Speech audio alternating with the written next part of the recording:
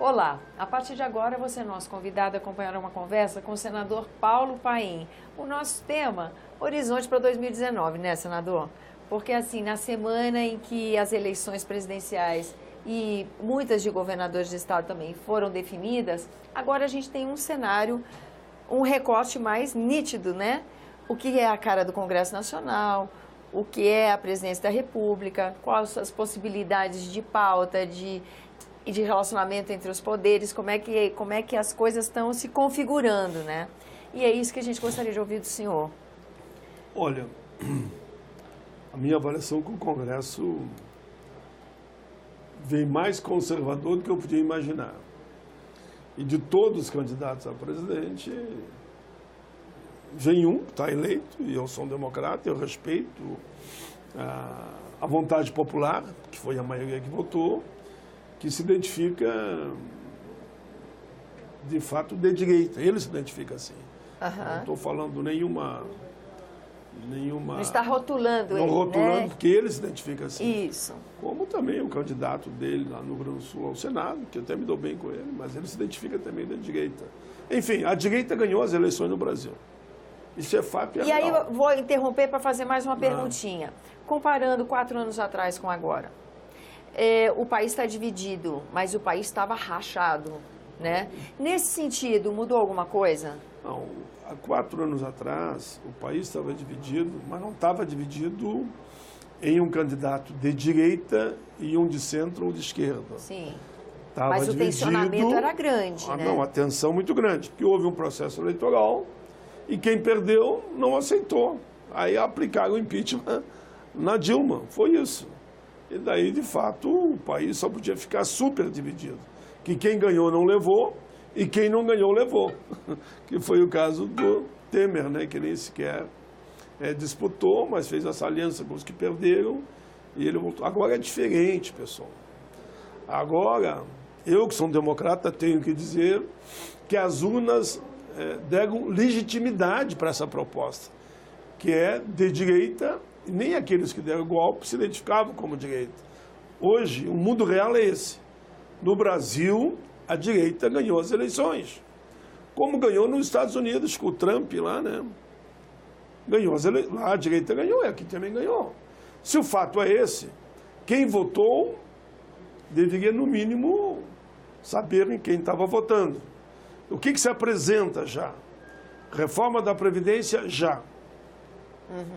Quem quer essa reforma da Previdência? Quem do povo quer essa reforma da Previdência?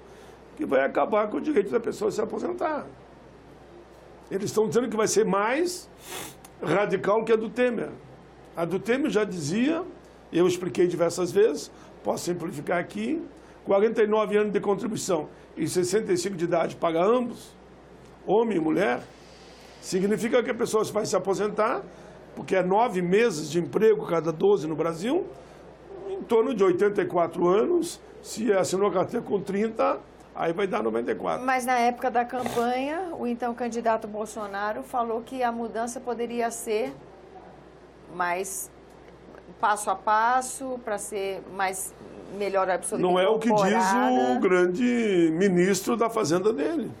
Ele disse que a reforma do Temer não atende àquilo que eles gostariam, que deve ser mais dura, mais forte. Isso é o que diz, e eu ouvi ele falando.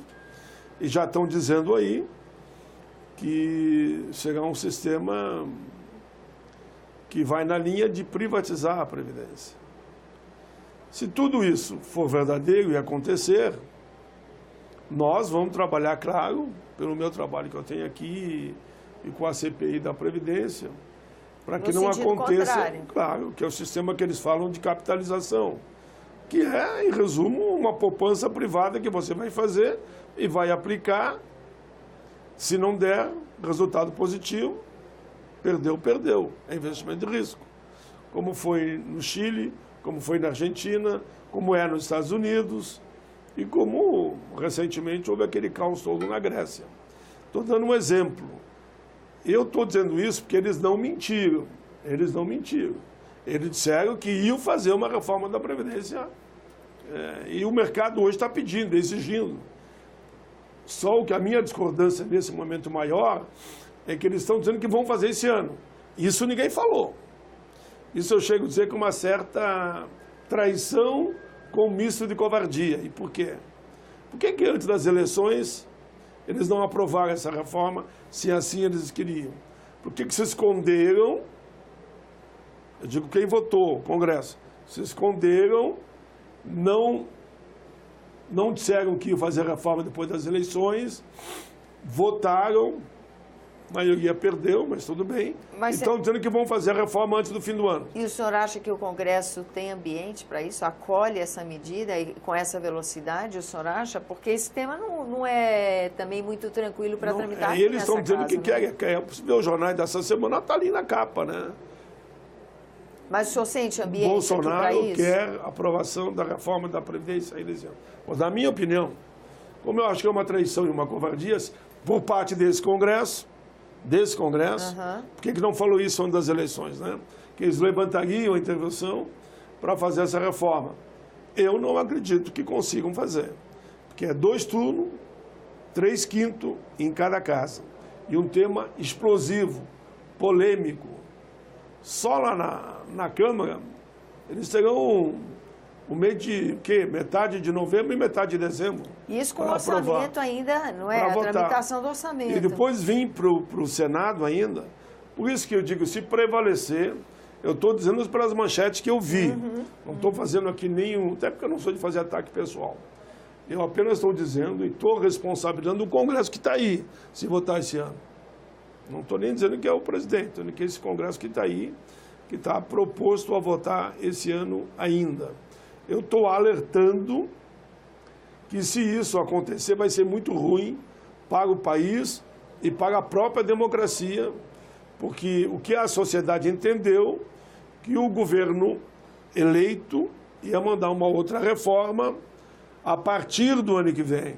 E a partir do ano que vem, então, poderíamos debater, fosse como fosse, seja escalado, seja um ano a mais. Eu digo mais também, nem precisa, essa história de um ano é bobagem, vou dizer por quê. Por quê? Já existe a fórmula 85-95, que diz que a cada 2 anos, uma vez comprovado pelo IBGE, que a expectativa de vida do brasileiro aumenta também o número da fórmula 85-95.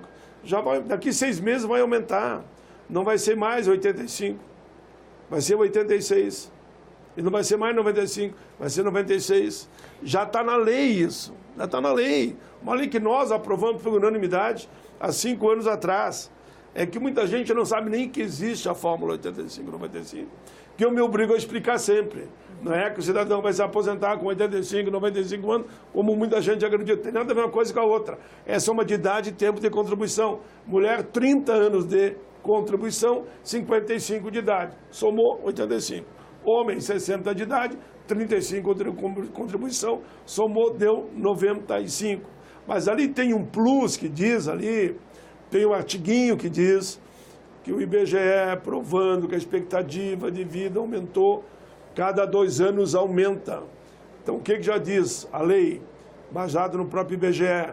Daqui a 6 meses, ou seja, o ano que vem, já não é mais 85-95, já é 86-96. Então, aquilo que eles estão falando, que vão aprovar, e vai ser um desgaste enorme, de 1 ano a mais, já está na lei.